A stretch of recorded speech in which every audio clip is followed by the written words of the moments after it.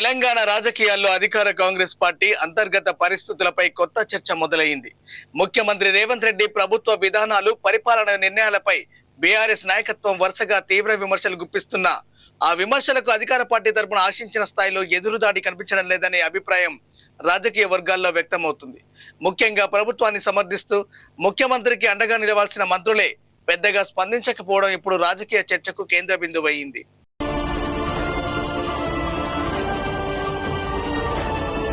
రాష్ట్ర కేబినెట్ లో మొత్తం 15 మంది మంత్రులు ఉన్నప్పటికీ వారిలో ఒకరిద్దరు మినహా మిగతా మంత్రులు బీఆర్ఎస్ చేస్తున్న ఆరోపణలకు బహిరంగంగా గట్టి సమాధానాలు ఇవ్వడం లేదని రాజకీయ పరిశీలకులు పేర్కొంటున్నారు.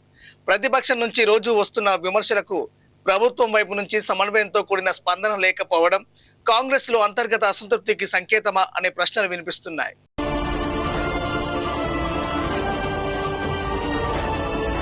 కాంగ్రెస్ లో సీనియర్ నేతలుగా ఉన్న కొందరు మంత్రులు ఇప్పటికీ రేవంత్ రెడ్డి నాయకత్వాన్ని పూర్తిగా అంగీకరించలేదనే ప్రచారం చాలా కాలంగా కొనసాగుతుంది. పార్టీలో సుదీర్ఘకాలంగా పనిచేసిన నాయకులకు ఇటీవల పార్టీని నడిపిస్తున్న నాయకత్వానికి మధ్య అంతర్గత భేదాభిప్రాయాలు ఉన్నాయని రాజకీయ విశ్లేషకులు చెబుతున్నారు. ఈ కారణంగానే ముఖ్యమంత్రిపై విమర్శలు వచ్చినప్పుడు వారు ముందుకొచ్చి బహిరంగంగా సమర్థించడం లేదనే అభిప్రాయం వ్యక్తమవుతుంది. మరోవైపు కొందరు మంత్రులు తమ శాఖల వ్యవహారాల్లో ముఖ్యమంత్రి కార్యాలయం అధికంగా జోక్యం చేసుకుంటుందని భావిస్తున్నారనే ప్రచారం కూడా రాజకీయ వర్గాల్లో ఉంది.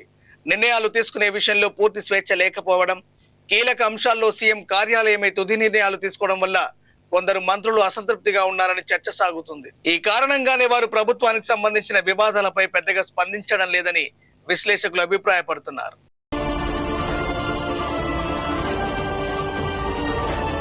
ప్రతిపక్ష నేతలు తనపై వ్యక్తిగత విమర్శలు చేసిన, ప్రభుత్వం మీద ఆరోపణలు చేసిన మంత్రులు బహిరంగంగా స్పందించడం లేదని ముఖ్యమంత్రి రేవంత్ రెడ్డి పలుమార్లు కేబినెట్ సమావేశంలో అసంతృప్తి వ్యక్తం చేసినట్లు రాజకీయ వర్గాల్లో ప్రచారం జరుగుతుంది. ప్రభుత్వ నిర్ణయాలను ప్రజల్లోకి తీసుకెళ్లడంలో మంత్రులు మరింత చురుకుగా వ్యవహరించాలని కూడా ఆయన సూచించినట్టు సమాచారం. అయితే ఆ తర్వాత కూడా పరిస్థితిలో పెద్దగా మార్పు కనిపించలేదని చెబుతున్నారు.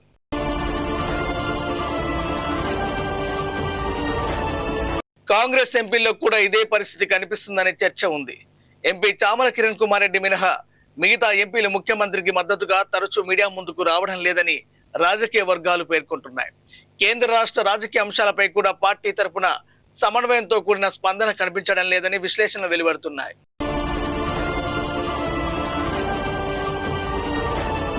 ఈ పరిస్థితుల్లోనే ఎమ్మెల్సీలు అద్దంకి దయాకర్, బల్మూరు వెంకట్లకు కేబినెట్ హోదాతో పాటు విప్ బాధ్యతలు అప్పగించడం రాజకీయంగా ప్రాధాన్యత సంతరించుకుంది. ప్రతిపక్ష ఆరోపణలకు వెంటనే సమాధానం ఇవ్వడం, ప్రభుత్వ నిర్ణయాలను ప్రజల్లోకి తీసుకెళ్లడం, అధికార పార్టీ వాదనను బలంగా వినిపించడం వంటి బాధ్యతలను వారిద్దరికి అప్పగించినట్లుగా రాజకీయ విశ్లేషకులు అభిప్రాయపడుతున్నారు. అయితే ఈ పరిణామాలపై సోషల్ మీడియాలో భిన్నమైన చర్చ జరుగుతుంది. కొందరు నెటిజన్లు వీరిద్దరి ప్రధాన బాధ్యత బీఆర్ఎస్ నాయకుల విమర్శలకు కౌంటర్ ఇవ్వడమేనంటూ వ్యంగ్య పోస్టులు చేస్తున్నారు. మరికొందరు మాత్రం అధికార పార్టీ తరపున బలమైన కమ్యూనికేషన్ వ్యవస్థ అవసరమని అభిప్రాయపడుతున్నారు.